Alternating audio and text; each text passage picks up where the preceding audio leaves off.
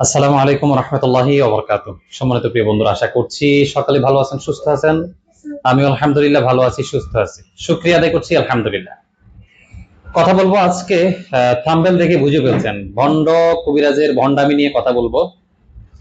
আমাকে গতকালকে একজন বোন প্রশ্ন করেছিল, হুজুর, আহ কিছু ভণ্ড কবিরাজ রয়েছে, এদের বিরুদ্ধে আপনি কথা বলেন না কেন?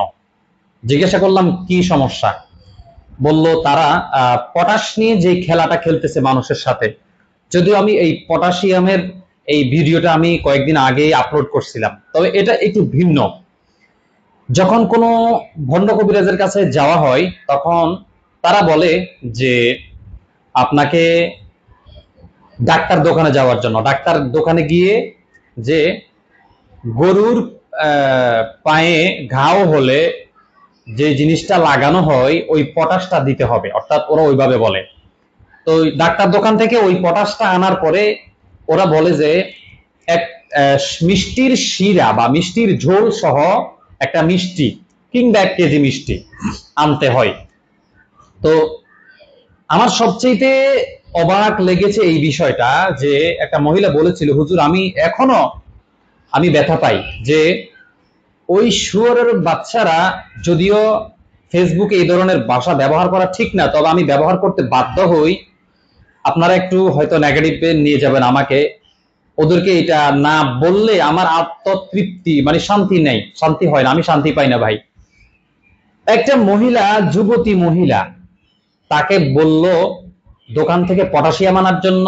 মহিলা তো এটা বুঝে না, এক সাইডে পটাশিয়াম এক সাইডে মিষ্টি। এখন সে জিনের কণ্ঠ ধরে ফেলছে, জিনের কণ্ঠ ধরে, এই তুমি কে, মানে এইভাবে, অর্থাৎ তার গলাটাকে একটু কণ্ঠস্বর একটু পাল্টিয়ে, আমি জিন মামা বলতেছি, এখন তুমি,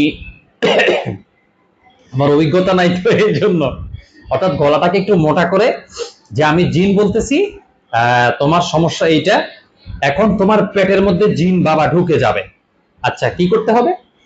যে তোমার যে পটাশিয়াম গুলো আনছিলা, ওই পটাশিয়াম গুলো তোমার নাভি বরাবর, দেখেন একটা মহিলাকে বলতেছে, দেখেন এটা কতটা খারাপ। কাউকে তো বলে হাতে নেওয়ার জন্য, যাই হোক হাত পুড়ে যায়, স্বাভাবিক একটা বিষয় ধরলাম আমি। বলে যে তার নাভিতে, একটা মহিলা বলল যে তার নাভিতে পটাশিয়াম গুলো রাখার জন্য, পটাশিয়াম রাখার পরে যে তোমার হাত দিয়ে ধরে রাখো 1 সেকেন্ড বা 2 সেকেন্ড ধরে রাখার পরে, এরপরে বলে যে মিষ্টির যে ঝোল আছে, মিষ্টির ঝোল গুলো নাভিতে হালকা হালকা একটু দিয়ে দাও, বাবা এটা এখান থেকে খাবে। যখন ওই যুবতী এটা এখানে দিয়ে দেয়, তখন সে মানে বাজে ধরনের কিছু কথা বলে, মানে অন্য অন্য ধরনের বাজে ধরনের কিছু কথা বলে, যে জামা খোলো, কাপড় খোলো, ইত্যাদি ইত্যাদি। এরপরে সে তার ভণ্ডামি যেটা করা সেটা তো করেই। এই দিক দিয়ে কিন্তু তার পেটের অবস্থা কিন্তু খুব খারাপ। জিজ্ঞাসা করে যে বাবা আমার তো পেট জ্বলতেছে। হ্যাঁ, তোমার পেটের মধ্যে বাবা ঢুকে গেছে, তোমার পেটের মধ্যে বাবা ঢুকে গেছে। আসলে পটাশিয়াম দেওয়ার কারণে কিন্তু তার পেটের মধ্যে জ্বালা পড়া, এমনকি তার শরীরের চামড়াগুলো ফোস্কা পড়ে যায়। এমত অবস্থায় এটা প্রায় 1 মাস পর্যন্ত সময় লাগে চিকিৎসা নেওয়ার জন্য। এরপরে তার পেটের মধ্যে যখন জ্বালা পড়া হয়, বলে যে তোমার এখন একটা ভোগ দিতে হবে, একটা ছাগল অথবা 2টা ছাগল ভোগ দিতে হবে, 8 দুগুণে 16,000, নয়তো 20,000, এইভাবে একটা অ্যামাউন্ট তাকে ধরে দেওয়া হয়।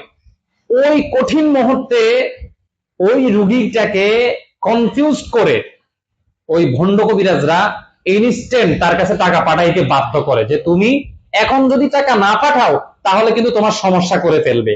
এখন যারা এইটা বুঝবে না, তারা কিন্তু টাকা পাঠাইতে বাধ্য হয়ে যায়। এই জন্য এগুলা থেকে আপনারা সাবধান থাকবেন।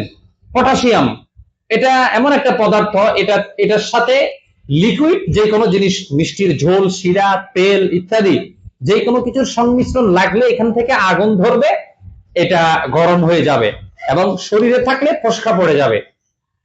এই বিষয়গুলো নিয়ে আমি আপনাদের সাথে এর আগেও কথা বলেছি, এখন আবারও বলেছি।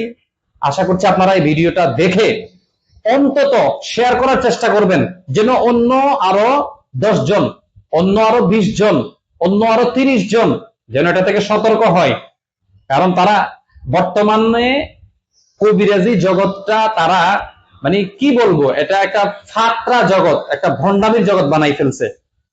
ওদের কারণে বর্তমানে ভালো কবিরাজদের কোনো দাম নাই।